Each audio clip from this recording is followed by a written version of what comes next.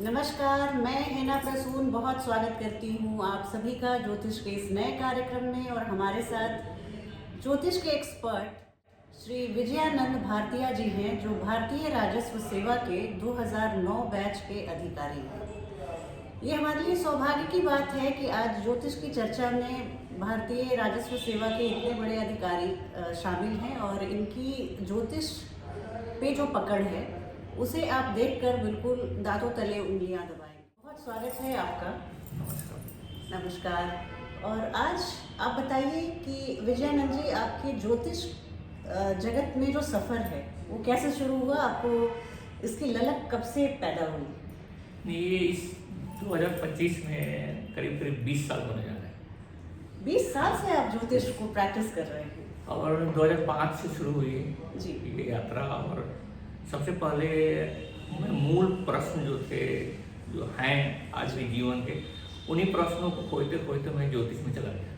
ठीक है। सबसे मूल प्रश्न ये था मेरे सामने कि हमारे पास कितना फ्री विल है और कितना हमारा प्री डिटरमाइंड है। सब कुछ पहले से डेस्टिन्ड है और फ्री विल क्या है? हाँ, इस सवाल को लेकर जी। अगर सब कुछ फ्री विल है तो कर्म महत्वपूर्ण है, और सब कुछ अगर प्री डिटरमाइंड है तो फिर कर्म का कोई महत्व नहीं। तो यहाँ से शुरू हुई और जस्ट मतलब गॉड ब्लेसिंग कहिए, ईश्वर की कृपा थी कि मुझे कई लोग मिले जिन्होंने इस सवाल को सुलझाया कि काफ़ी सारी चीज़ें हैं जो डिटरमाइंड हैं, डेस्टिन्ड हैं। ये बात और है कि अभी भी रेशियो की तरह है फ्री विल का और प्रीडिटरमिनेशन का, इस पर क्लैरिटी हमें अभी भी नहीं है जी। लेकिन ये चीज़ें हैं कि प्रीडिटरमाइंड हैं चीज़ें। और फिर जब मुझे एक बार विश्वास हो गया कि चीज़ें प्रीडिटरमाइंड हैं, काफ़ी सारी चीज़ें, फिर निश्चित रूप से एस्ट्रोलॉजी का रोल आता है, क्योंकि हमारे पास दूसरा कोई साइंस नहीं था जो इसको डिकोड कर सके। तो वहाँ से शुरू हुई। आपने सिंबलिज्म की बात की थी जब हमारी बातचीत चल रही थी कि ज्योतिष में इन सिंबल्स का, इन चिन्हों का बहुत महत्व है। और जैसे भी हमारे पुराने जो स्क्रिप्चर्स हैं, ज्योतिष का जो ग्रंथ है, उसमें भी बहुत सारी बातें सांकेतिक भाषा में कही गई हैं, लाल किताब में खास करके। तो इस पे आप कुछ और प्रकाश डालें। नहीं, मुझे लगता है कि ज्योतिष जो हमारी विद्या है, इसके साथ साथ हमें अगर माइथोलॉजी की जो सिंबल्स हैं और ज्योतिष में जो दिए गए सिंबल्स हैं, जो हमारे पुराने ऋषियों ने दिया, उस सिंबल्स को अगर हम पकड़ें और उनको डिकोड करें, उनको डिसाइफर करें तो ज़्यादा बेटर होगा। हमारी सारी चीज़ें जैसे मैं बहुत एक्यूरेट होंगे। हाँ, एक्यूरेट होंगे। जैसे अगर हम ग्रहों की और भावों की बात करें तो अगर हम कुंभ राशि है, हाँ, तो उसका अगर आप सिंबल देखिए तो एक छोटा सा पॉट जैसा है और उसमें कुछ लिक्विड जैसा दिखता है, तो पानी है वो निकल रहा है, लेकिन उतना ही पानी अंदर भी है। हाँ, उतना ही पानी अंदर भी छुपाव है। तो वो जब हम किसी को डिकोड कर रहे हैं, किसी की कुंडली का एनालिसिस कर रहे हैं, तो हमें देखना है कि कुंभ राशि है, हाँ, उसमें कौन कौन से ग्रह हैं। ओके। और इसका मतलब है कि वहाँ उसका एक पानी से कोई लिंक है, जुड़ाव है। और मान लीजिए उदाहरण के तौर पर चंद्रमा भी उसी में है जी। तो पानी प्लस पानी, तो जीवन में उसका महत्व बढ़ने लगेगा। उस व्यक्ति के जीवन में हाँ, पानी का महत्व बढ़ने। अब है कि वो जो कुंभ राशि है, एक्वेरियस साइन है, वो किस हाउस में बैठा है। अगर 11 में है हाँ, तो इनकम वाला हिस्सा जो है पानी से अटैच होने लगेगा। चौथे घर में है तो उसका घर जो है हाँ, वो उससे कनेक्ट होने लगेगा। ये वो चीज़ है जो मैंने देखी है। और इसी तरह सारे को तो ऐसे भी चंद्रमा को लिक्विड कैश का कारक मानते हैं। तो अगर चंद्रमा एकादश भाव में कुंभ राशि में है तो मुझे लगता है कि ये बहुत ही खुश होने वाली बात है। हाँ, और उसके पैसे हमने देखा है कि इस तरह केस में सोर्स ऑफ इनकम हमेशा मल्टीपल हो जाता है। तो उसकी सोर्स ऑफ इनकम एक्वेरियस में, कुंभ में, 11वें घर में हाँ, अगर चंद्रमा है तो उसकी सोर्स ऑफ इनकम वो एक हो ही नहीं सकता। जब होगा तो 2 होगा, 3 होगा, चाहे दूसरा तीसरा कितना भी छोटा हो, लेकिन multiple source of income, multiple sources of, क्योंकि मून जो है वो मल्टीपल का भी संकेत है, वो मल्टीपल को भी डिनोट करता है। अभी जैसे विजयानंद जी बात चली है मल्टीपल की, तो अगर जैसे मल्टीपल ट्विंस बच्चे होते हैं, ट्रिपलेट्स होते हैं, या बहुत सारे लोग बहुत सारी शादियां करते हैं, तो क्या इसमें मून का कोई रोल है मल्टीप्लिसिटी में? जी एकदम है। जैसे मैं आपको कहूँ कि अगर एक एग्जांपल जो मैंने अपने मैं अप्लाइड एस्ट्रोलॉजी बोलता हूँ, जी ये सब जी जी, एस्ट्रोलॉजी का हाँ, मैंने उपयोग किया। रिसर्च ओरिएंटेड तो अप्लाइड एस्ट्रोलॉजी। जैसे एक उदाहरण देता हूँ, एक कुंडली मैंने देखी, उसमें 5वें घर में पाइसेस मीन राशि है। जी ठीक है। अब उसमें सिंबल देखिए, 2 मछलियां हैं मछलियां वो आपस में, दो ही है। हाँ दो ही। तो फर्स्ट तो आ गया ट्विन, ऊपर से मून, जी मून भी था उसमें। हाँ तो और इसके साथ साथ अगर वो मान लीजिए हाँ। कि किसी केस में इसी तरह से ये ट्विन का कंसेप्ट है। इसी तरह अगर कहीं आप देखिए 5th हाउस से अगर अश्विनी नक्षत्र में कोई कनेक्शन है तो वहां भी ट्विन ब्रदर्स हैं, तो वहां पर आपकी संभावना बढ़ जाती है इस बात को कहने में कि जो अगर कोई सवाल ये है कि हाँ बेबी है तो क्या है, तो हम उसमें कह सकते हैं कि ट्विन्स हो सकते हैं। अच्छा अच्छा। तो ये जो, क्योंकि मून होने से एक से अधिक होगा, हाँ और आपको मीन राशि में है तो वहां पर दो का ये है। जी अगर कोई अश्विनी मून है और अश्विनी नक्षत्र में और 5वें घर में है, हाँ। कनेक्ट हो रहा है, जुड़ रहा है, तो फिर वहाँ ट्विन के, और सवाल हमारा ये है कि बच्चे के विषय में, बच्चे के विषय तो वहाँ ट्विन्स की संभावना बढ़ जाती है। ये हम लोग D12 में भी देखेंगे, तो अगर बच्चे को बताना, प्रेडिक्ट करना है। हाँ D12 से देखते हैं जी लेकिन मेरा एक बहुत एस्ट्रोलॉजी में मैं हमेशा प्लीज बताइए, आपने चीजें हम जितनी सिंपल रखें। हाँ एस्ट्रोलॉजी में D1 एनफ है। हाँ D1 एनफ है, और बाद में बिल्कुल ही एक्यूरेट होना है तो ठीक है D10 जी हम बाकी चार्ट में जाते हैं, लेकिन D1 के थ्रू अगर हम बिल्कुल सिंपल जाएं, जैसे कि मैंने कुछ चीजें जो अपने अध्ययन में पाया, जहाँ पर सूर्य है जी कुंडली में वहां पर सोल है, वहाँ पर सोल आत्मा, उसका खुद इंसान। जी जी जी। जहाँ मून है वहाँ माइंड है, ओके वहीं पर उसका दिमाग हमेशा वहीं लगा हुआ है। जी और जहाँ लग्नेश है हाँ वहाँ उसकी बॉडी है, ओके और जहाँ लग्न का जो नक्षत्र है, जी ठीक है, हाँ। साइन है, वो कॉस्मिक एनर्जी है, उसकी पूरी एनर्जी है। अच्छा तो जब भी मैं कोई कुंडली मेरे पास आती है तो मैं सबसे पहले ये देखता हूँ कि माइंड, बॉडी, हाँ सोल और एनर्जी ये कहाँ कहाँ है। ठीक है ठीक है। उसके बाद जो दूसरा स्टेप जो है, हाँ। मुझे लगता है इसी के साथ साथ इसको जब मैं आगे बढ़ाता हूँ तो जहाँ पर अगर किसी का वीनस है, शुक्र बैठा हुआ है, उस हाउस को, उस काम को, उस जगह को वो हमेशा खूबसूरत रखना चाहता है। ओके जैसे कि अगर कोई 11वें घर में वीनस है, हाँ, शुक्र है, हाँ। तो हमेशा अपने रेपुटेशन को अच्छे से डेकोरेट करके प्रेजेंट करेगा, उसको हमेशा सुंदर रखना चाहेगा। अच्छा अच्छा अच्छा।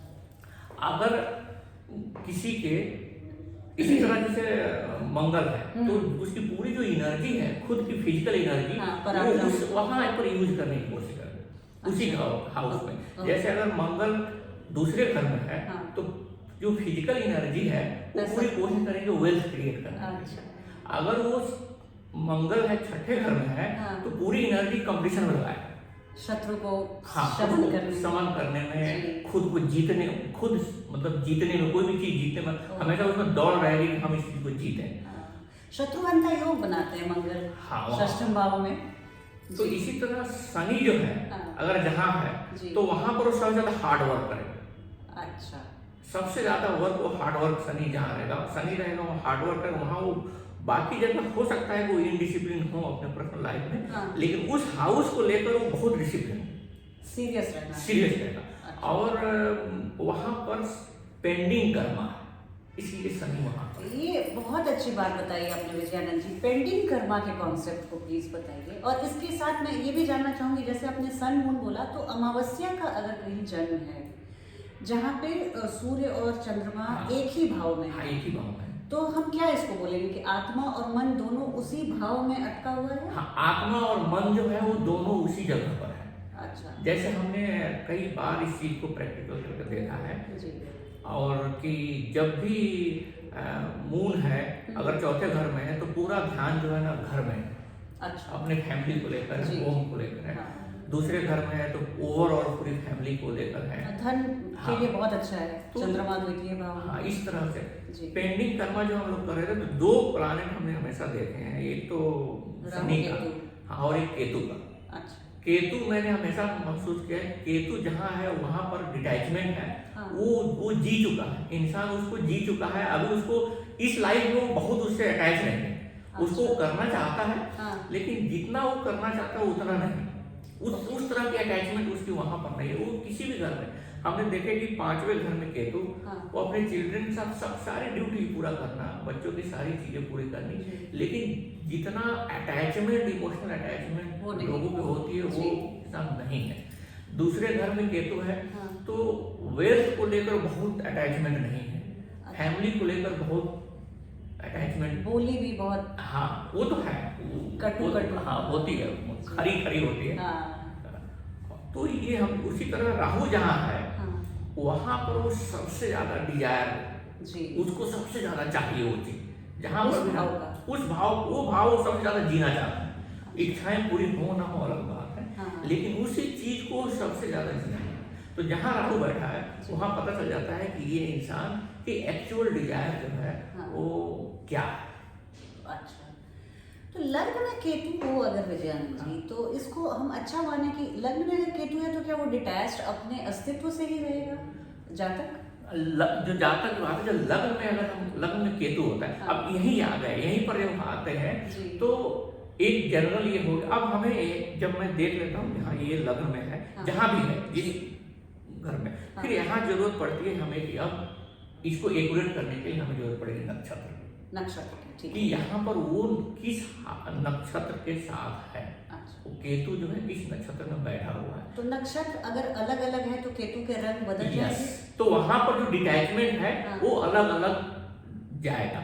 अगर जैसे कि हम मान लीजिए केतु रेवती में है जी। वहां पर, हाँ। तो वो जो काफी स्पिरिचुअल होने लगे।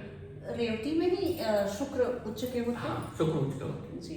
अच्छा। हैं। तो ये हमें निर्भर करता है। तो जब भी हमने देखे कि जैसे ग्रह क्या होते हैं, हमको जनरल आइडिया पूरा दे देते हैं, ठीक है। और हमें एक आइडिया मिलने लगता है कि हाँ। ये चीजें पॉसिबल है। ठीक है। जब उसको हमें एक्यूरेट करना होता है जी। तो मुझे लगता है कि नक्षत्र इसमें बहुत हेल्पफुल है और बहुत लाभदायक है। बहुत अच्छी चर्चा आप कर रहे हैं और बहुत नई नई जानकारियाँ मिल रही हैं। तो आप 2-3 एग्जाम्पल देके अगर आप बता दें कि जैसे केतु को आपने बोला तो रेवती नक्षत्र में है तो वो किस तरह से डिटैचमेंट लाएंगे, अगर श्रवण में है तो किस तरह से लाएंगे, अश्विनी में है तो किस तरह से, ऐसे 2-4, अश्लेषा में है तो किस तरह से, जैसे कि माघा, जैसे हाँ। रेवती जो मैंने देखी है, जी। जिसको मैंने टेस्ट किया है, हाँ। तो जैसे केतु है अगर वो माघा नक्षत्र में है, ठीक है। तो वो कभी भी जो रॉयल चीजें हैं, पोजीशन है, जी। वहां पर वो सब कभी डिटैच नहीं होगा, क्योंकि माघा उसको पोजीशन से डिटैच नहीं करने देगा। अच्छा, वो तो मतलब वो थ्रोन, वो तो राज सिंहासन उनका राज सिंबल सिंहासन है, हाँ। तो वो पोजीशन से अटैच रखेगा वहाँ पर माघा नक्षत्र। केतु की डिटैचमेंट वाली नहीं, एनर्जी जो बाकी डिटैचमेंट की एनर्जी वो बाकी चीजों में डिटैच है, ओह। लेकिन बात माघा से पावर से, जहाँ से पावर ड्राइव होता है, उससे वो कभी पावर से लेकर वो डिटैच नहीं होने देगा। माघा हमेशा पावर ड्रिवेन, पावर की फीलिंग, हाँ। बड़ी पोजीशन, सभी लोग जाने, डोमिनेट करने का नेचर, हाँ। ये वो रहेगा, वो कभी नहीं जाएगा। तो इसमें क्या फॉर्मूला लगाएंगे हम लोग, जैसे स्टूडेंट्स ऑफ एस्ट्रोलॉजी अगर सीखें तो केतु का ठीक है, हम लोग बहुत एक क्लीशे बहुत रटा रटाया है कि वो डिटैचमेंट लाते हैं, वैराग्य लाते हैं उस भाव से, लेकिन जब आपने बताया कि जब नक्षत्र का रोल आता है तो वो उसी चीज के लिए बहुत स्ट्रांगली फील भी करते हैं, अटैच भी रहते हैं। तो फिर इसमें अलग अलग नक्षत्रों की भूमिका है इसमें केतु इसीलिए, हाँ बिल्कुल, इसीलिए मैं बताऊं कि जब हम ग्रहों को देखते हैं तो एक सामान्य जानकारी हमको मिलती है, लेकिन बिल्कुल अगर स्पेसिफिक जानकारी चाहिए, जैसे केतु मैंने देखी कि अगर रोहिणी में है जी, हाँ। अगर लग्न नहीं है, मान लें रोहिणी में है, तो रोहिणी का जो स्वभाव है हाँ। वो हमेशा हावी रहता है, वो पार्ट डिटैच नहीं होने देता। अच्छा, तो मतलब जीव कारक अजीव कारक में केतु अजीव कारक से कभी नहीं डिटैच होंगे? नहीं, कभी नहीं। अच्छा, जैसे हम बहुत सारे नक्षत्र, जैसे हमने देखे कि जब भी 10 और 11 घर या 10th हाउस या 10th लॉर्ड जब भी उत्तर फाल्गुनी से कनेक्ट हुआ है जी, तो एक्सपीरियंस से मैंने सीख लिया कि वो फाइनेंस के सेक्टर में, हाँ। Investing sector, equity market, CA, IRS, होते ही लॉयर, वो साइड में आप जा सकते हैं। आप क्लियरली प्रिडिक्शन कर सकते हैं हाँ। कि ये होना है। ये उत्तरा और पूर्वा जितने भी नक्षत्र हैं, तो उसके बारे में कुछ बताइए, उनमें क्या खासियत होती है? नक्षत्रों में, सारे नक्षत्र के पीछे हर नक्षत्र में एवरेज 3 और 4 माइथोलॉजिकल स्टोरी। जी जी जी, जब तक हम पढ़ते थे तो हाँ, स्टोरी से ही नक्षत्रों जब तक को हम समझते स्टोरी नहीं समझ पाते हैं, हाँ। तब तक हम हमारे लिए वो सिर्फ एक रटी रटाई ये रहते हैं कि हाँ ये स्टोरी जब समझ में आ जाती है, माइथोलॉजिकल स्टोरी, हाँ। तो फिर हम उससे सूत्र अप्लाई- निकालने अप्लाई लगते हैं कर और उसको सकते हम लोग अप्लाई करने लगते जी। हैं। एक बहुत ही महत्वपूर्ण चीज है। हाँ। 2 नक्षत्र, फाल्गुनी नक्षत्र में 2 है, पूर्व फाल्गुनी और पूर्वा उत्तर उत्तरा जी। तो माइथोलॉजी में आप जाइए तो वहाँ पर क्लियर मेंशन है हाँ। कि अर्जुन और दुर्योधन जी। दोनों एक ही नक्षत्र पूर्व फाल्गुनी से थे, अच्छा। लेकिन दोनों के जो स्वभाव है हाँ, temperament। और अचीवमेंट्स जी अलग। दोनों बिल्कुल डिफरेंट। हाँ।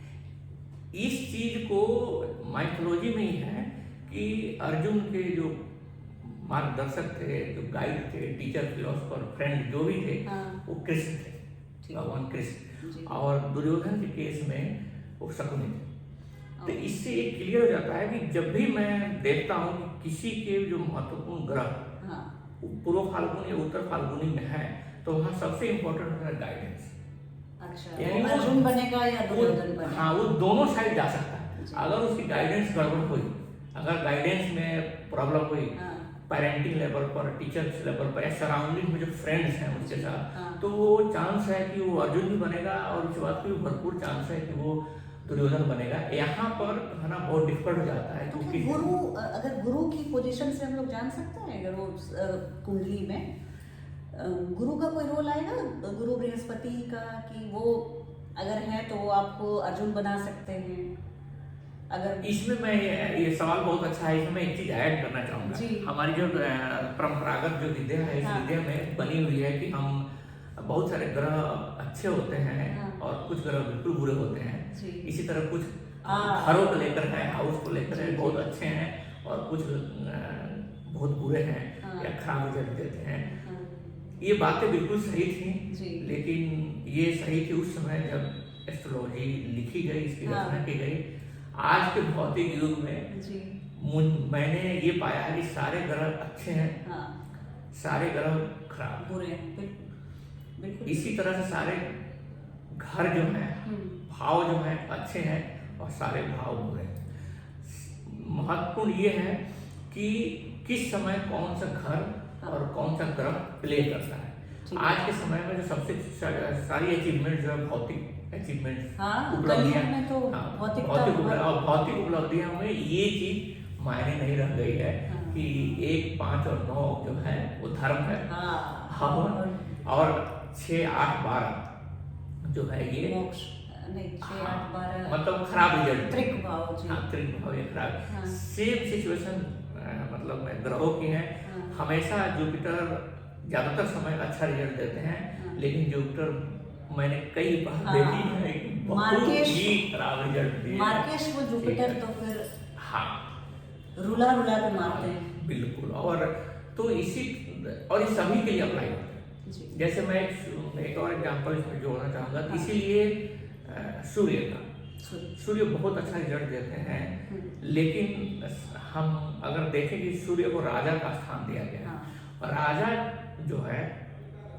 राज्य है, बहुत उदार है, सब कुछ देने वाले हैं। हाँ। लेकिन अगर हम इतिहास पर नजर रखें, हाँ। डालें, तो आप देखेंगे कि सबसे अधिक लड़ाइयाँ राजाओं ने लड़ी, हाँ। सबसे अधिक छल कपट वो जानते थे, जी, जी। सबसे अधिक घात प्रतिघात द्वेष सत्ता जलन, को बचाने के सत्ता लिए। बचाने की जी। सारी चीजें। जी। तो सन जो है, सूर्य जो है, वो कुंडली में भी यही रोल है अच्छा। कि जरूरी नहीं कि हर बार पोजीशन में अच्छा ही रिजल्ट आएगा। तो हम ये जो परंपरागत तरीके से मान लिए हैं कि हाँ। ये सूर्य हमेशा अच्छा रिजल्ट आएगा, गुरु का रिजल्ट अच्छा आएगा, जी। ये जरूरी नहीं नहीं है। मैंने जो अनुभव किया है अपने, इसमें एक सवाल बनता है यहाँ पे कि जो तात्कालिक अगर किसी मतलब नेचुरल बेनिफिट अगर आपके तात्कालिक मैलेफिक हैं, जैसे जुपिटर, ठीक है, वो जुपिटर मरा हुआ हाथी भी 1.25 लाख का होता है, बिल्कुल। तो वो भले हमारे मार्केश हों, पर वो अपना नेचुरल सिग्निफिकेशन, हाँ। जो उनका नैसर्गिक कारकत्व है, हाँ। वो जरूर देंगे आपको। हाँ। विद्या देंगे, हाँ। धन देंगे, संतान देंगे, हाँ। पर जब उनका रोल मार्केश का आएगा तो वो भी हाँ। रूथलेसली उसको निभाएंगे। हाँ, इसमें जो मैंने अनुभव किया जी, है, आपकी एक्सपीरियंस क्या कहते हैं? इसमें जो अनुभव किया है कि कोई भी ग्रह हाँ जो जिसी को नेचुरल कारक है जी, वो देते हैं। ठीक है। वो डिपेंड करता है कि स्ट्रेंथ कितनी है हाँ, और लोकेशन कहाँ है, पाप कर हाँ, में नहीं है, किस पाप तरह से मध्यस्थ में है, ना। वो उनका वो देते हैं। हाँ। और इसमें मैंने जो मेरा अनुभव है वो है, मैं 2 पार्ट में करता हूँ इसको हमेशा। जी, जब भी कोई ग्रह, अगर स्वास्थ्य को हम उसको जोड़ते हैं, हाँ। मैंने जोड़ा जब भी स्वास्थ्य, तो हमने देखा कि उनका ग्रह का जो नेचुरल स्वभाव है, जी, जो प्राकृतिक स्वभाव है, जैसे हाँ। गुरु का जो प्राकृतिक स्वभाव है कि सेव करना, बचाना, ठीक है। ठीक है, तो जब बीमारियों की सिचुएशन है, जब मेडिकल एस्ट्रोलॉजी में जाते हैं तो वो बचा जाते हैं, ठीक है। अच्छा। लेकिन जब मार्स की आती है तो आपके कुंडली में भले ही वो कारक हो, सबसे कारक हो, हाँ। लेकिन हेल्थ की जहाँ बात आई और लोकेशन सही नहीं है, पोजिशन सही नहीं है, हाँ। तो नुकसान होता है। ये बहुत महत्व है कि वो अपने नेचुरल जो चीज़ें हैं, जी, कैरियर, प्रोफेशन और वेल्थ क्रिएशन, इन सब चीज़ों में वो देते हैं, लेकिन जहाँ पर सेल्फ और रिलेशनशिप जी, और हेल्थ की बात आती है तो वो अपने बिल्कुल नेचुरल स्वभाव को पूरा नहीं छोड़ते। ओ, बहुत अच्छी बात बता रहे हैं आप। तो जैसे कई राहु, केतु, शनि, सूर्य, ये जितने हैं, हाँ। जिनका जो नेचुरल स्वभाव है, जो हम लोग कहते हैं कि आप एग्रेसिव है या क्रूर या जी, जो भी जी, नाम जी। दिया जाए, वो उस कंडीशन में, उन हालातों में वो अपना नेचुरल नहीं छोड़ते। नहीं छोड़ते। 2 प्रश्न मैं पूछना चाहूँगी। एक तो आपने शनि क्या बताया कि वहाँ पे जहाँ पे भी हो आपकी कुंडली में, तो वहाँ पे आपको बहुत सीरियस रहना पड़ेगा, वहाँ कोई कार्मिक वो रहते हैं, अच्छा। जिसका होता है वो रहते हैं।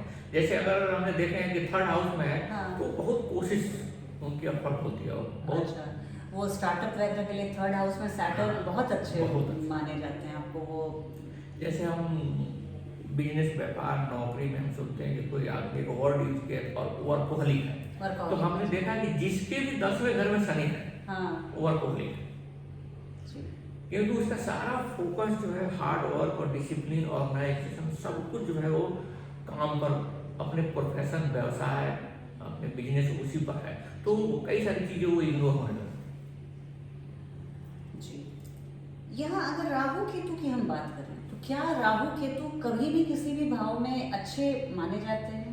जो कहते हैं, एक कहावत है हमारे ज्योतिष जगत में कि जब राहु देने पर उतरता है तो छप्पड़ फाड़ के आपको लिटरली अपने छत की मरम्मत करानी पड़ती है। तो क्या ये दोनों जो सबसे टॉप के छाया ग्रह, हाँ। पाप ग्रह, कभी किसी की जिंदगी फर्श से अर्श पे ले जाते हैं? हाँ, ले जाते हैं। किन किन परिस्थितियों में? जैसे मैं एक बहुत सूत्र एक बताता हूँ जो मैंने जी। महसूस किया, और कई बार राहु अगर 10 और 11 घर से जुड़ रहे, अच्छा, डायरेक्ट वहाँ पर बैठे हुए हाँ। जुड़ रहे, हाँ। और माघा नक्षत्र, जी, तो माघा नक्षत्र, राहु माघा नक्षत्र में बिल्कुल टॉप पर है, तो जिस कैरियर, इसको इसका मैंने कोई एक्सेप्शन नहीं देखा।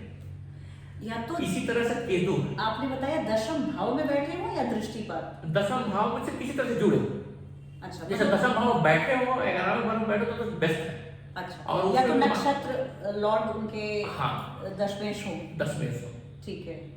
इसमें मैं एक चीज जो मैं यूज करता हूँ कि हमने जो सीखी है कि जी। एक भाव होता है, हाँ। पोजीशन और लॉर्ड, तो जी। मुझे लगता है ग्रह जहाँ बैठे हैं, मैंने हाँ। अपने अनुभव में, रिसर्च में सीखा है, ग्रह बैठना, जिस पोजीशन में बैठे वो ज्यादा महत्वपूर्ण है, लॉर्ड उसके बाद आता है। ओके, क्या ज्यादा इंपॉर्टेंट है? लॉर्ड फर्स्ट इंपॉर्टेंस रखता है, हाँ। First degree of importance Lord से ज्यादा पोजीशन की है। जिस घर में, जिस भाव में ग्रह बैठे हैं, तो हमें सबसे पहले वो देखना है कि ग्रह किस भाव में बैठे हुए हैं, फिर हमको उस भाव का लॉर्ड देखना है। तो पहले मैं फोकस जो करता हूँ सबसे पहले हाँ। उस भाव पर करता हूँ, ग्रह कहाँ बैठा। अच्छा, जैसे हम लोग अभी चर्चा कर रहे थे जी। कि ग्रह अगर 10वें घर में राहु बैठे हुए हैं, हाँ। तो सबसे पहले हमें यही देखना है कि 10वें घर में राहु बैठे हैं वो कितना अच्छा है। अच्छा, उसके बाद फिर हमें 10वें घर का लॉर्ड देखना है कि 10वें घर का लॉर्ड कहाँ है। बिल्कुल। 10 में से। मतलब आपके राहु केतु के डिस्पोजिटर हाँ वो कहाँ पे है, किन परिस्थितियों में है? वो second second line, first line में कहाँ बैठे हैं, कहाँ? कोई भी तरफ। तो क्या राहु केतु पाप ग्रह हैं तो 6, 8, 12 में बैठे तो भी अच्छे और केंद्र त्रिकोण में बैठे तो भी अच्छे? जो राहु केतु के जो एक जो मैंने हमने अभी कही, जैसे राहु माघा में हो और 10-11 में हो, हाँ बहुत अच्छा है। बहुत अच्छा है। कहीं भी हो तो किसी भी 10-12 घर में कहीं भी हो अच्छा है माघा में होकर, ठीक। लेकिन 10-11 में तो बहुत ही अच्छा है। इसी तरह केतु का भी है जी। लेकिन अब आते हैं कि हम दूसरे जो ग्रह 1, 5, 9 घर में बैठे हैं राहु केतु, हाँ तो और या 6, 8, 12 में बैठे जी। हैं तो रिजल्ट अलग अलग है, इसमें हाँ। कोई शक नहीं है। जैसे कि केतु को मैंने पाया है कि सबसे अच्छा रिजल्ट 9वें घर में देते हैं। भाग्य भाव में? हाँ अच्छा। अगर रिजल्ट देना है तो सबसे अच्छा रिजल्ट 9वें घर में देते हैं। और कब? जब वो बृहस्पति के दोनों भाव में बैठे हैं, या तो वो वहां पर उनके रिजल्ट सबसे अच्छे हैं। पहला 9वें घर में, ठीक है। दूसरा अगर बृहस्पति के साथ बृहस्पति घर में तो और अच्छा, हाँ और बृहस्पति से कनेक्ट हो रहे हैं, बृहस्पति की दृष्टि है तो बेस्ट। तो केतु और बृहस्पति का जो एक संबंध है जी। वो संबंध साफ दिखता है। इसी तरह बुध और राहु का संबंध जो है, हाँ। राहु अकेले बहुत स्ट्रेंथ है, हाँ। लेकिन अगर बुध के साथ कनेक्ट हो गए तो फिर उसको सब कुछ आता है, सारी चीजें आती है। तो बुध के घर में भी बैठे हैं अगर और राहु भी सबसे अच्छा अकेले, कन्या में। लेकिन कन्या में बेस्ट रिजल्ट है। हाँ। मैंने पाया है। उच्च राशि है शायद। हाँ राहु केतु का उच्च और नीच राशि होता है क्या? उच्च और नीच राशि को लेकर बहुत सारे प्रश्न असमंजस है, बहुत दुविधा है जी। और लेकिन जो मैंने पाई है मैं वो बताता हूँ। हाँ। कि राहु बेस्ट रिजल्ट जो है हमने हमेशा देखी है उन कन्या में है। अच्छा।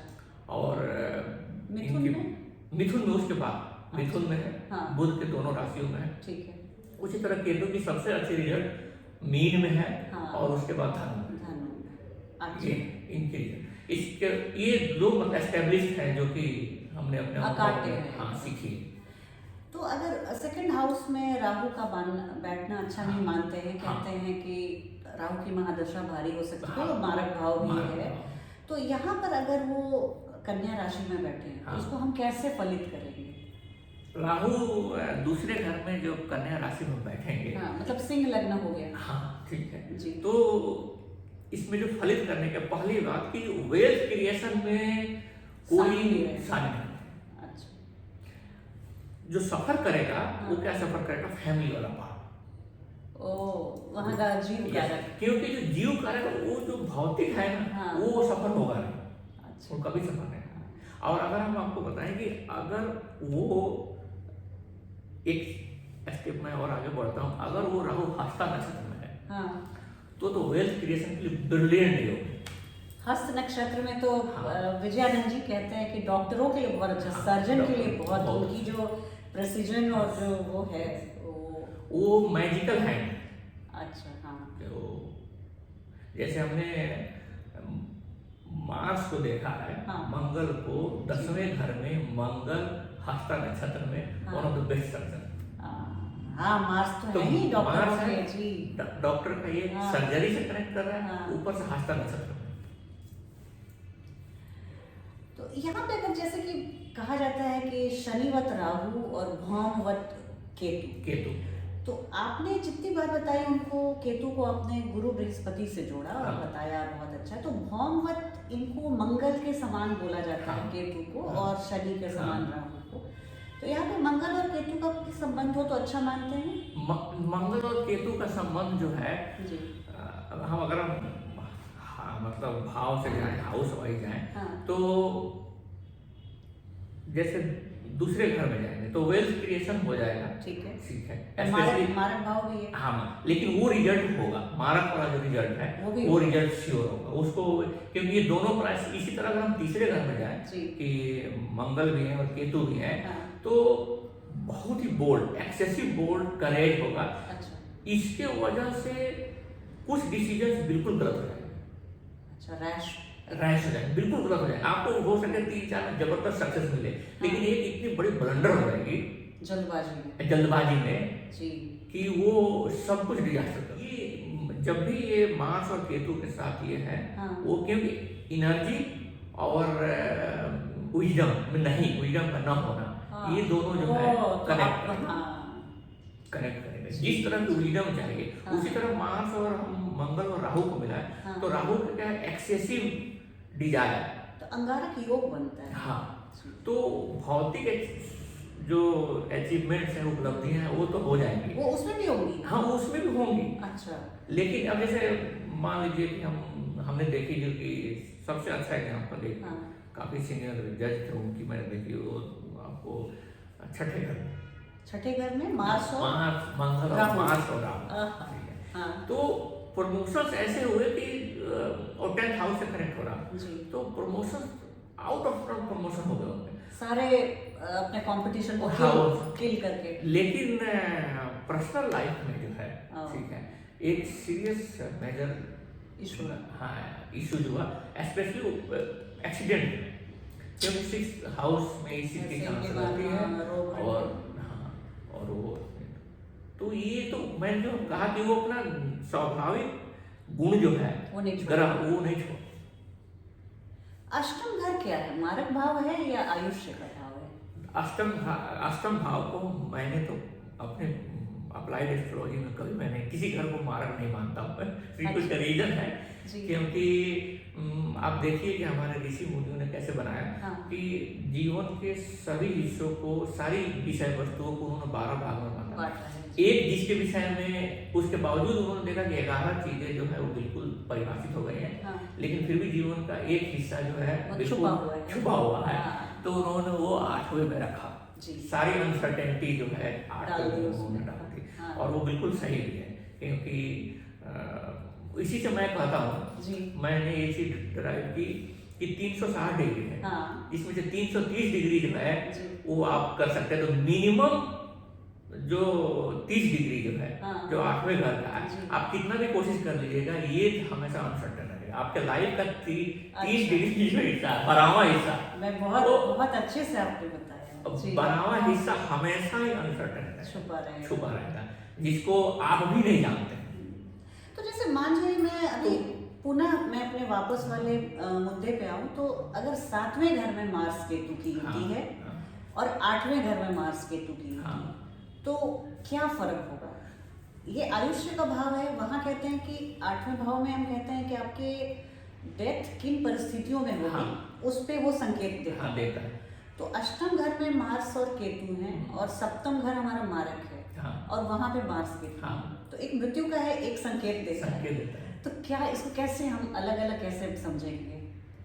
नहीं, मैं दोनों को मंगल जो है और केतु अगर 7वें घर में है, तो 7वें घर की जो चीजें हैं, जैसे पार्टनरशिप, मैरिज, इनको तो कोई शक नहीं है कि वो नुकसान हो, अगर वो डाइवोर्स की सिचुएशन या वैसे या स्पाउस के हेल्थ। अब ये दोनों ग्रह मार्स और केतु 8वें घर में है, तो दो चीजें, एक है आयुष को लेकर और हेल्थ को लेकर, दो चीजें। फर्स्ट की चीज, कोई ऐसी चीज डायग्नोस होना जिसको आप जान ही नहीं पाए, अचानक से डायग्नोस, डिजीज से रिलेटेड, ये हुआ है। हमने अभी रिसेंट कुछ दिन अष्टम भाव में, हालांकि वहाँ केतु की जगह पर राहु, तो अचानक से चीजें कोई डायग्नोस हो सकती है। ठीक है।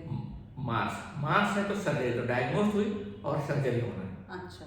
तो सर्जरी करना है, तो सर्जरी से गुजरने के चांसेस बढ़ जाते हैं।